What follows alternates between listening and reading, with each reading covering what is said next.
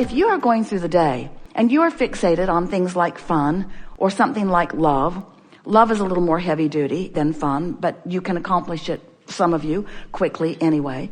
Appreciation is something that's quite easy to accomplish as you fixate on it.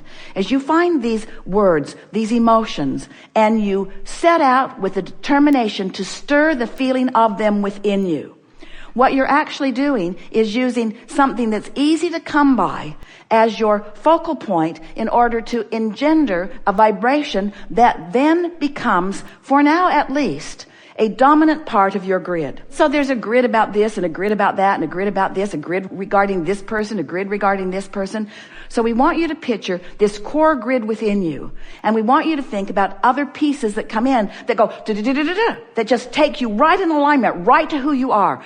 So that your point of attraction is so powerful that, as we said, heaven and earth are moved. Things and people around you are inspired to play with you in the vibrational patterning that you've established. But if you are doing sloppy grid work so that you're not deliberately causing a vibration that lines you up with your core, then what happens is whatever piled on last becomes the dominant one. Whatever piled upon last is the vibrational point of traction. Haven't you noticed it? Can you focus on anything that it doesn't fill in? Can you give your attention to anything wanted or unwanted that it doesn't begin to fill in right away with things that are a vibrational match to it? You can't. We know you can't because we know the power of law of attraction. But where your power is, you cannot control law of attraction's response to your vibration because it's consistent and it's fair and it's vivid, it's crystal clear, and it's always accurate every single time. You can't control law of attraction. You can't say, time out. You can't say, I want a do-over. Well, you can say, I want a do-over, because you can set a different grid into motion every 17 seconds. But you can't say, I take that back. All you can do is no longer spew it again. Some years ago, we were offering an analogy that it's like you're moving through time and you're spewing this red, inky, misty stuff out there. And it's just out there, and it's sort of fogging up the room. It doesn't smell that good either. And it's making it more difficult for you to see. It's muting your experience. And if you would just stop doing that thing you're doing, that mist would dissipate. It would clear out in a little bit, much faster than you realize. But what happens is, because most people are reacting to the environment around them, you've had a grid going that filled in with a manifestation. Now you've got your attention on the manifestation, so you're shoring up that grid, which is filling in with another manifestation. Now your attention's upon that manifestation, so you're shoring up that grid. So today, as we are talking about the art of allowing, what we're really talking about is making a concentrated, more determined, more conscious effort. And we don't really like the word effort, but decision, decide, focus.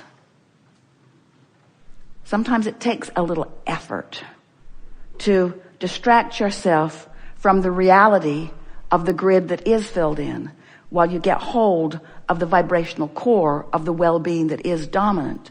And then it is our promise to you that that core dominant grid of well-being and fun and clarity and joy and vitality will fill in with things that match it. And it will happen as soon as today. So, do you know that if you can find 17 seconds of a thought about something general, like an emotion, that's enough to get that grid active enough that it will bring something else to it right now. And that something else that it will bring to it right now is usually another thought that keeps it going longer. And if you can keep it going for another 17 seconds, that's enough to bring something to it. And it's usually another thought that will keep it going longer. And if you can keep that going for 17, until you have 68 seconds of non-diluted, general, pure, emotional thought, you've accomplished a grid that will bring you visible evidence. Someone will walk into your space with evidence. Something will come as evidence that you have accomplished a point of attraction that is strong enough that the rendezvousing process has already begun. All kinds of things will begin happening to you. And because you have deliberately worked on your grid, now as these things come, you will not just see them as random, freakish coincidences. A coincidence is a rendezvousing of vibrational latitude. That's what a coincidence is. It's a cooperative, communicative incident. Coincidence is the best word we know that is talking about rendezvousing, which is caused by law of attraction. But you thought it was random. And for most, it is random because you're not thinking deliberately. You're creating by default. But when you start deliberately, 17 seconds, not much to ask of yourself, is it? 17 seconds, it feels pretty good. And then another, and then another, and then another. So here's a piece of understanding that we have not defined this clearly before. Your question really asks for it in a strong way. You're going to like this. So you understand the concept of the grid? Sort of makes sense. That I've got this vibrational basis, and when I step into my full power, everything goes better. So here I am, feeling good. And I'm thinking about something that's way out there. Maybe the birth of babies that haven't even been conceived yet, or a relationship and I haven't even met the person yet, or a business that I will have someday that I have not even established yet or prepared for yet. Something way out there in my future. Well, the further out there it is, the more it behooves you to be general about it. Because when you try to be specific about something that you don't have information about, you just get frustrated. It makes you feel lacking. So the more general you are, such as, oh, it's going to be great. I'm going to live happily ever after. I'm so looking forward to things falling into place. I know I'll know it when I see it. I don't have to figure it out right now. Things always work out for me. I'll know what to do when the time is right. I'll be guided every step along the way. Those general statements allow your energy to be clear. And all that is necessary for you to get everything that's in your vortex, or to achieve a grid that allows everything in your vortex to just flow in the perfect timing and sequence, all that's required for that is that you keep a smooth energy pattern going on. That's the power of meditation. Meditation takes you to the most general of pure vibration. When you meditate, you stop thought. When you stop thought, you stop resistance. When there's no resistance, everything can flow into your experience, you see. So the further out there it is, the more general you are. But let's say you're sitting here in this room. You know that you want to be in the chair. You've already defined that you want to be first in the chair. Now it's time to get specific about it. In other words, now something less general, something more specific, such as, I really think it will be fun to be in that chair. I really like the idea of having a dialogue with Abraham. I really like the idea of having a conscious dialogue where we're exchanging communication, where we are getting on the same vibrational wavelength and taking thought beyond that which it has been before. Much more specific conversation. For example, when you get into your automobile to drive somewhere, be present. Get real specific. I'm going to put my hands on the steering wheel. I'm going to pay attention to what I'm doing. I'm going to enjoy this moment. I'm going to engage consciously with other drivers. I'm going to have a sense of what others are doing on the road. I'm going to be at one with my vehicle. I'm going to have everything in my vicinity, in my awareness, whether I'm using my physical senses. You use your hearing much more in driving than you realize. I'm going to use my physical senses. I'm going to use my eyes and my ears. I'm going to be at one with my vehicle, but I'm going to sense intuitively what other drivers around me are doing. That's a really specific conversation that you're having with yourself.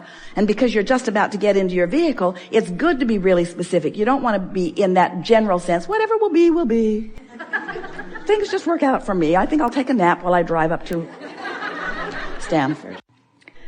At any moment in time, you can choose, if you want to establish an emotional grid, a new basis of attraction at any time. You don't have to just keep parlaying off what's been going before. At any time, you can say, hey, I get this point of attraction stuff. I understand that I am the creator of my own reality. I get that I am emanating a vibration, and that vibration is being answered now. I get it that I don't pile it up and pile it up and pile it up and pile it up. You don't pile up your point of attraction. You only pile up your propensity to offer vibrations in any moment in time. That's new. That's a new way of saying that. You only pile up your propensity to respond in any moment in time. And in any moment of time, this is quite exciting, isn't it? In any moment in time, you can choose to respond differently once you know about the grid. Once you know that right here, right now, you can look at that, whatever it was, and you can have a knee-jerk response to it that creates a new layer of point of attraction, because your grids are moving forward with you as you are moving forward. And you know what else is really interesting? We've been talking to you for a long while about this vortex and about the point of attraction that the source within you holds. How every time you know what you don't want, you know what you do want, and source is the placeholder of all of that. We want you to feel with us just for a moment the power and the importance and the perfection and the love of the vibrational grid that source holds for you. Your Earth spins in its orbit in perfect proximity to other planets. Do you have any idea of the extraordinary well-being that is surrounding all of you, you see? It would be so easy for you if you tried just a little bit to feel that grid that is the non-physical placeholder of all that you are, that is constantly filling in with new generations and new ideas and new technology and new, better ways to live. More comfortable ways to live, more ways to live joyously in this leading edge time-space reality. All of us holding that vibrational, emotional grid of well-being. And you layering it with whatever's happening in the moment. But you have the option in every moment. The emotion that you feel